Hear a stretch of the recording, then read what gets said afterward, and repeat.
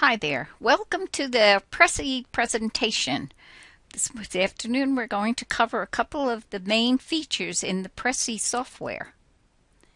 Prezi is made very much like PowerPoint, but it's much better. It's different from the rest, sort of like the pink marshmallow. And it's good. A good Prezi is fresh and new and captures the attention of your audience, sort of like a hot pepper catches your attention. And you got some keys because you definitely have to shake things up and get out of the PowerPoint world that you've been living in. It's really hard to design a Prezi as you go along.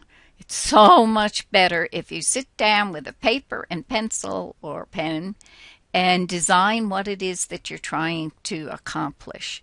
It doesn't take that much longer in the beginning, but it saves so much time as you're going through.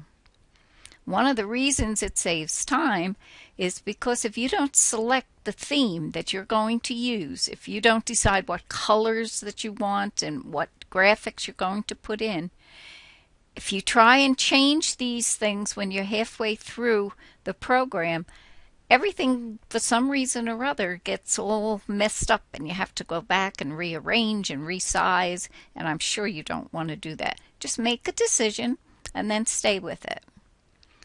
And you also don't want to use a whole bunch of the little PowerPoint tricks that has things jumping all over the place just to confuse people. Keep it simple. Just get your point across. Make everything larger than you think that you're going to need. For some reason or other, Prezi shrinks things. I think I got a little carried away and the word scale is much bigger than it really has to be, but it started out being much larger than what you're seeing here. So just make sure you know what size you're going for and how Prezi works with images. Perhaps the most important thing to know about the images is it doesn't like JPEG. For some reason or other, it just doesn't handle it as well. So if you use a graphic that's been converted into PDF, I think you'll see that it'll work a lot better. Now, Prezi has hidden frames and it has regular frames.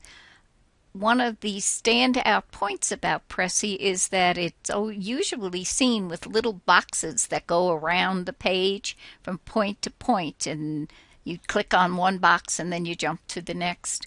Well, you can also use hidden frames where you can have a path that you follow, sort of like up the side of a mountain or across a lake, and nobody will know where you're going next, which is kind of cool. This frame that you see in front of you is a real frame, and you would be putting something in the center here, like maybe a child eating jelly beans or something of that nature. And I think it's a pretty frame. Prezi has a transformation wheel. What that means is it's just a little icon here that you can press down here to reduce the size of a graphic, and you press on the top in order to increase.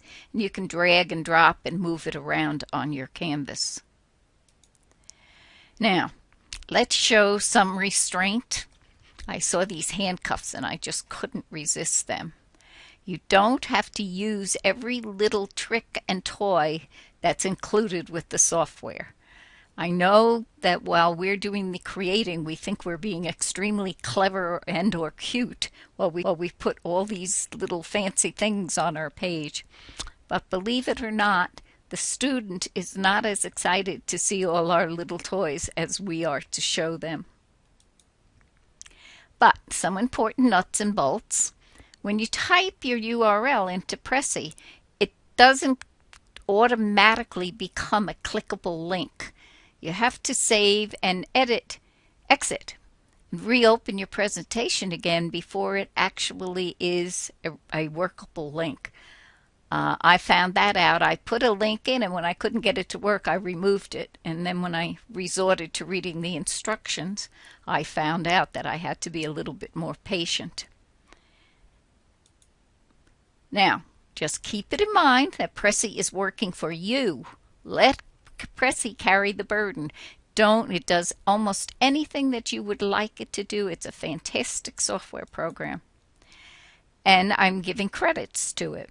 One of the things when you sign up for the free use of Prezi, and if you signed up for one that you paid for as well, the company encourages you to share. It's similar to an open source cloud. So I decided to share, and I found a lot of the information that I used in this presentation from Ned Potter. So I'm giving him credit because I don't want him not to get the credit. And have a good day.